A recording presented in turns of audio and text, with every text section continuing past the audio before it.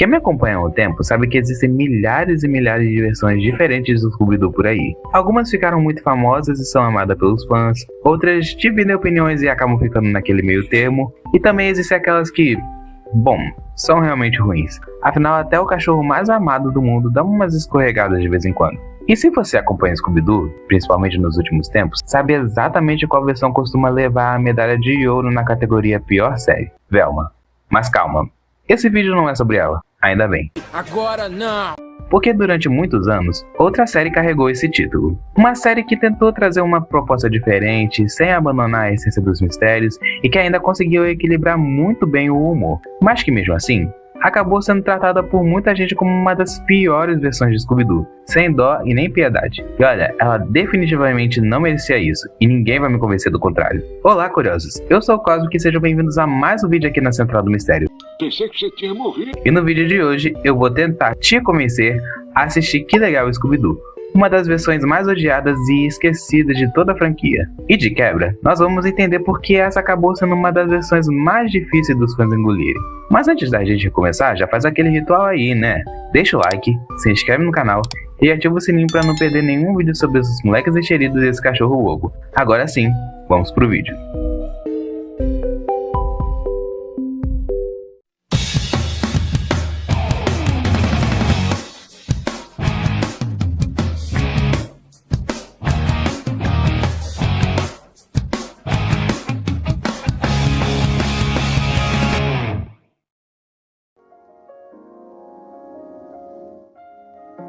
Mas antes da gente falar da série em si, a gente precisa voltar alguns anos atrás. Em 2013, Scooby-Doo Mistério S.A. chegou ao fim, encerrando o que muita gente considera a melhor e mais popular série da franquia. Naquele momento, parecia que Scooby-Doo ia entrar numa fase mais parada e remota, vivendo praticamente só dos filmes lançados anualmente. Só que isso não durou por muito tempo. Acontece que em março de 2014, a Warner anunciou uma nova série de Scooby-Doo junto com outros reboots, como Tom e Jerry e Looney Tunes. A ideia era bem diferente do que Mistério S.A. trouxe. Os produtores deixaram claro que a nova série teria um clima muito mais leve, com foco na comédia, sem os dramas amorosos da série anterior e com algumas mudanças na dinâmica da turma, como o Fred inventando melhorias para a máquina do mistério. Só que nem tudo exatamente saiu como planejado. A série acabou passando por algumas mudanças antes da estreia, incluindo a troca do Cartoon Network pelo Boomerang como principal emissora. Isso até gerou uma certa confusão na época, principalmente porque alguns episódios demoraram muito para serem exibidos dependendo da região.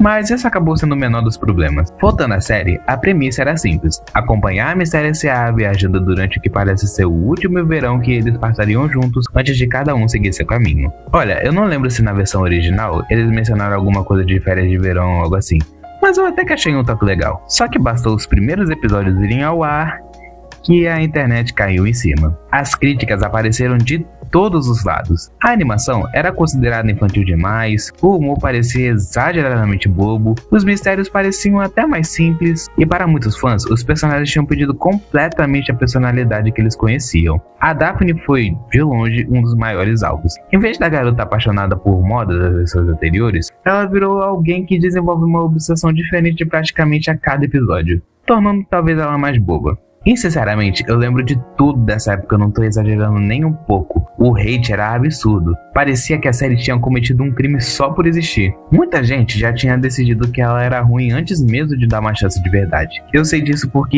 eu me encaixo nesse grupo. E aí, qualquer mudança, por menor que fosse, virava motivo pra dizer que aquilo não era Scooby-Doo de verdade, entre aspas. Mas é justamente aqui que eu vou vestir a minha beca de pior advogado do mundo. Porque por mais que essa série tenha vários defeitos, ela também recebeu muita pancada que, na minha opinião, simplesmente não merecia. E é exatamente isso que eu quero provar pra vocês nesse vídeo.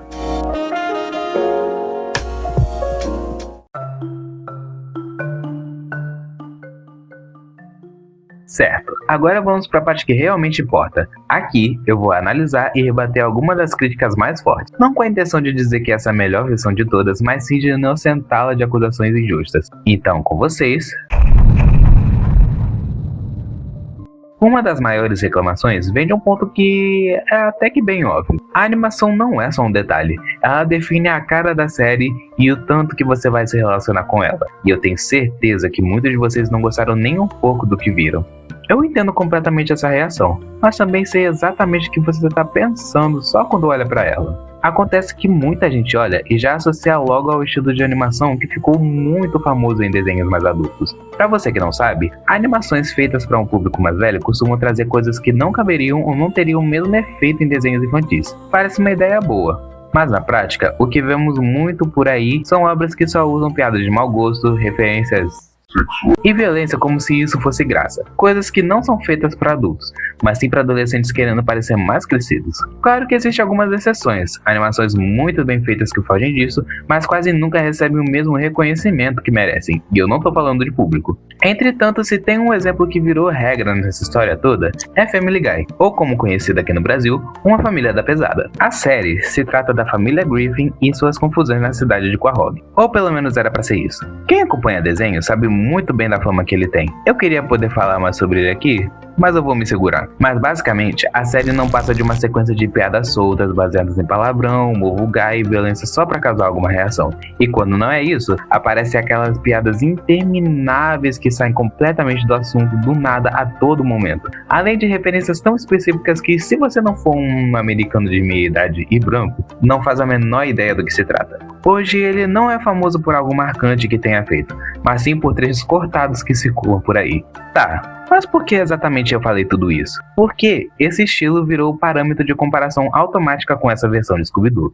E não é à toa, o traço dos personagens parece mesmo uma sátira, e de cara parecem feios e sem cuidado, exatamente como muitos desenhos que estavam em alta naquela época. Mas agora, chega a minha vez de defender o meu cliente. Sim, de primeira vista, o estilo pode parecer sem graça, as cores mais simples e o traço estranho, mas a verdade é que ele é muito mais do que isso.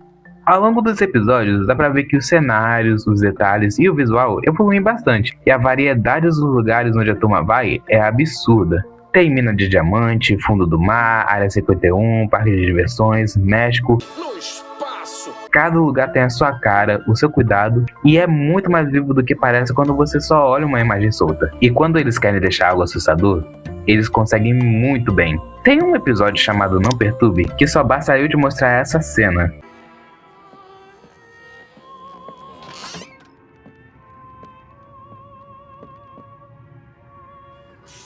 E você não saberia que é dessa versão de Scooby-Doo se eu te mostrasse essa cena. Oh, que abuso!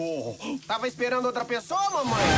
Entende como tem uma pitada de clima, outra de tensão e uma atmosfera de verdade? Isso com uma animação que é considerada por muitos como feia.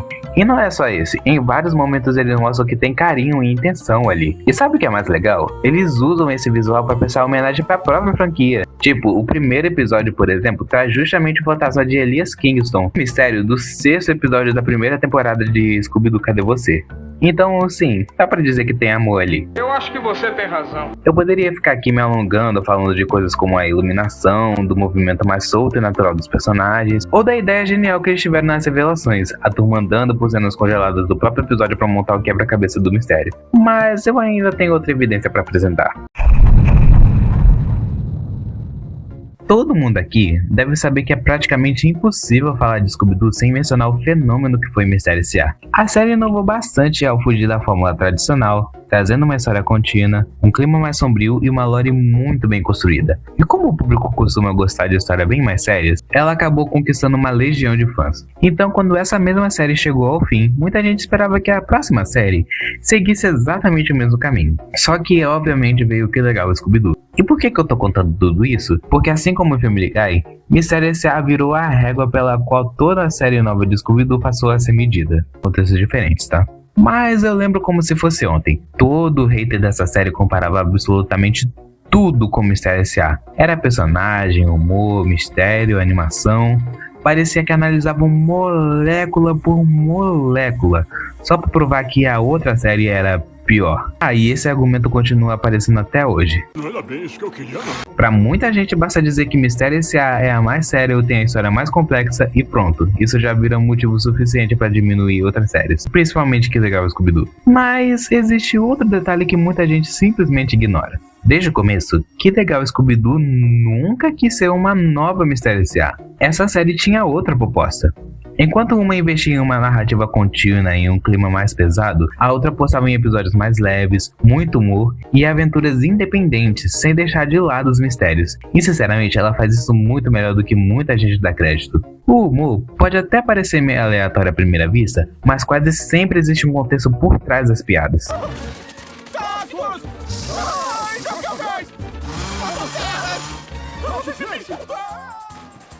De quem foi aquela ideia? Eu aqui não fui. Foi uma ideia péssima. Ideia horrorosa. Só um mané descuidado, idiota e autodestrutivo tentaria fazer isso como o Chuck fez. Tem razão. Vamos fazer do jeito do Chuck. O que você está fazendo? Eu avisei. Eu avisei. Eu avisei. O Fred ganhou a armadilha. Se pegar vocês aqui de novo, vou ter o prazer de encontrá-los num tribunal de verdade. Eu tô te trocando, Dayton, por ele. Inclusive as perseguições musicais, que marcavam várias fases clássicas da franquia, voltaram com tudo. Elas desapareceram lá depois de O Que Há de Novo Scooby-Doo, mas voltaram com tudo aqui.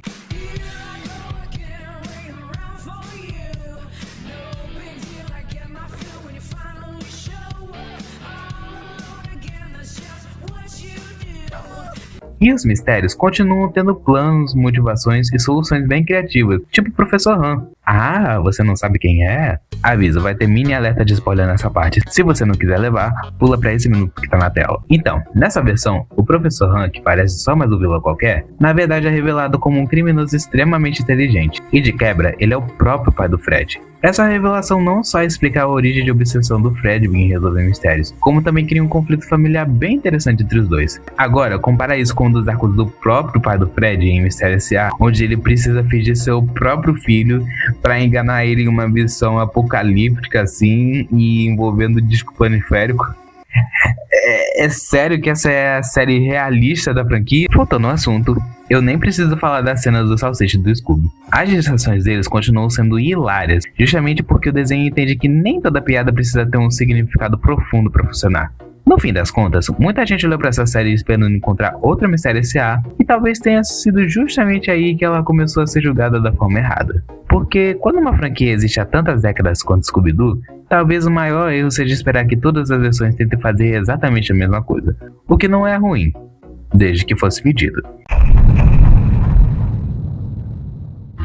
Tá, essa daqui não é nenhuma das críticas mais famosas da série, mas eu já vi muita gente suficiente comentando sobre ela pra achar que vale a pena falar. Muita gente reclama que o Scooby praticamente não fala em Que Legal Scooby-Doo. E sim, comparando com outras versões, ele realmente fala menos aqui. Só que existe um detalhe importante: o Scooby continua aparecendo o tempo todo. A diferença é que nessa série ele geralmente fala algo quando tem alguma piada pra fazer, não pra contar, mas pra fazer. Ou alguma reação engraçada, ou alguma situação específica. Cachorro. Perfeito! Minha gata Lulu acha que é cachorro! Que besteira.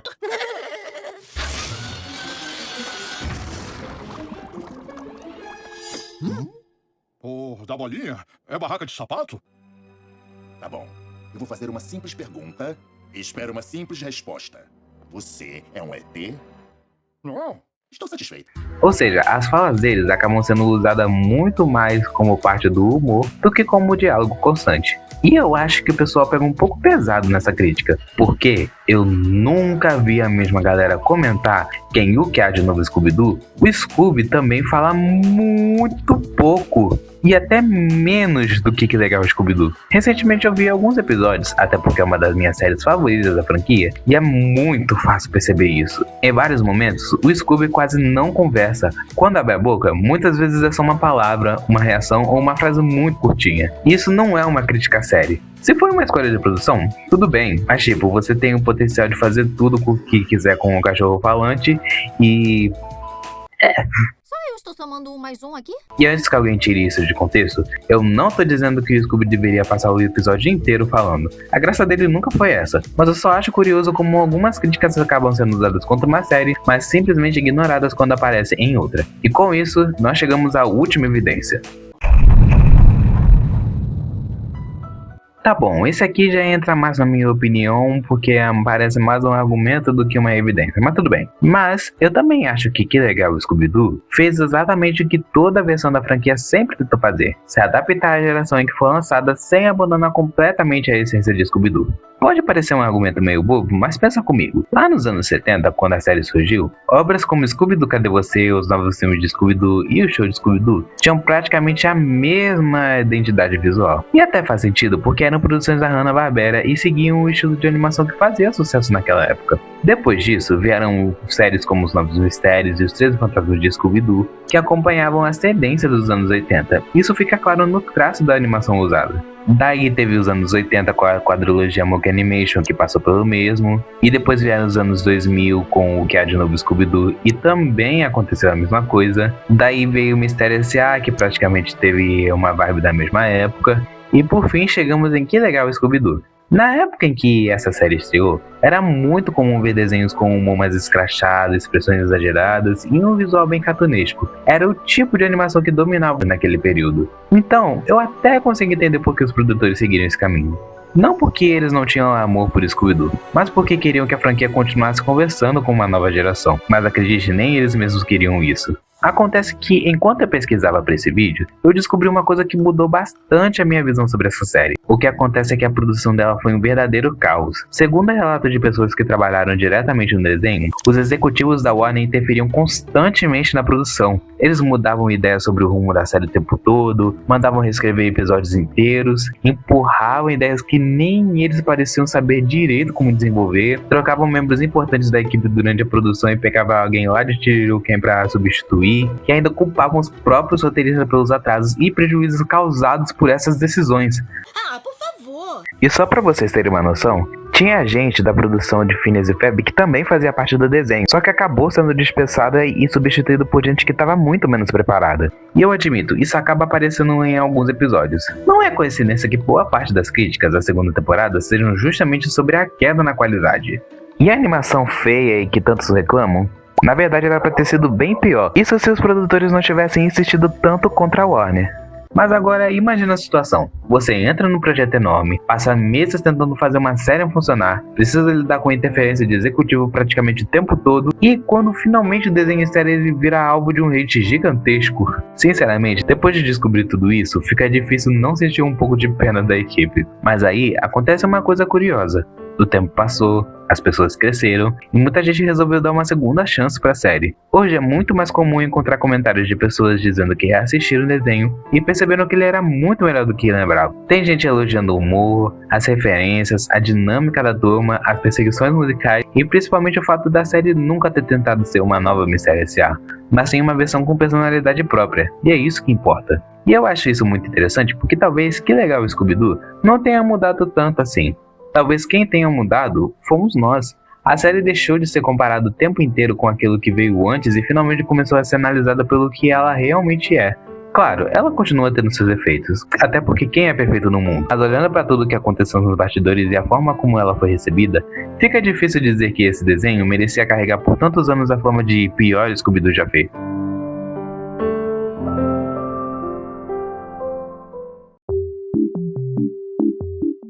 Agora, pra terminar, se você ficou interessado na série até esse ponto do vídeo ou simplesmente quer dar uma segunda chance pra ela, eu vou recomendar alguns episódios que, na minha opinião, representam muito bem o que Legal Scooby-Doo tem de melhor. Mas antes, se você quer assistir a série e a vários outros conteúdos de Scooby-Doo, porque convenhamos, essa versão é meio difícil de encontrar por aí, eu tenho duas recomendações. A primeira é o Scooby Plus, uma plataforma família totalmente dedicada ao universo de Scooby-Doo. Lá você encontra filmes, séries, especiais, crossovers e até os live actions, tudo em ótima qualidade e sem anúncios. E olha, a série de hoje está completinha lá, dublada e prontinha para maratonar. Eu também quero recomendar o Scoobyflix, outro projeto Flamage, mas agora ele está disponível pelo Telegram. Lá também tem praticamente toda a franquia em alta definição, então vale muito a pena prestigiar o trabalho deles. Esses dois projetos incríveis são mantidos pela Central Scooby-Doo, do Scooby Plus, e pela Scooby-Doo Brasil, Scoobyflix, que ambos são lá do Twitter, inclusive por favor siga a gente. Ah, e por mais que alguns episódios nessa lista sejam meus favoritos, esse não é automaticamente um ranking de melhor ou pior episódio, andando mais porque é baseado na minha opinião. E também porque talvez eu faça um vídeo desse mais pra frente. Mas enfim, aqui estão algumas recomendações de episódios pra você ver de Que Legal Scooby-Doo, incluindo Introdução ao Mistério, Todas as Patas nos Convéis, Aproveite como se fosse 1899, Grande Esquema, Onde tem Entejamento tem Fantasma, O Povo contra Fred Jones, Um Tempo para o Fred, Halloween, No Espaço, Não Perturbe, Fantasma na Máquina do Mistério e Professor Han parte 1 e Professor Han parte 6 e 3/4. Não me pergunte por que não é a parte 2. Além disso, se não quiser ir pra prisão ou não arranje confusão, Eu Scooby-Doo aceito, Mistério no Expresso Oriente e Omeletes pra sempre. Esses são alguns dos episódios mais engraçados e com ideias mirabolantes que eu já vi em toda a minha vida. Então, eu espero que você se divirta muito com ele. Aproveita e depois deixa aqui nos comentários o que vocês acharam desses episódios, porque além do mais, essa série merece. E bem curiosos, esse foi o vídeo. Eu espero de verdade que vocês tenham gostado. E agora eu quero saber de vocês. O que vocês acham de legal o Scooby-Doo? Concordam comigo ou acho que ele ainda merece a fama que tem? Eu adoro ler os comentários de vocês, então pode deixar a sua opinião aí embaixo. É claro, não se esqueça de deixar o like, se inscrever no canal e ativar o sininho para não perder nenhum vídeo aqui na Central do Mistério. Aproveita também para me seguir nas redes sociais, @Central do Mistério no X e no TikTok. Eu sempre posto algumas novidades por lá enquanto os vídeos aqui não ficam prontos. Eu vou ficando por aqui e a gente se vê no próximo vídeo. Tchau!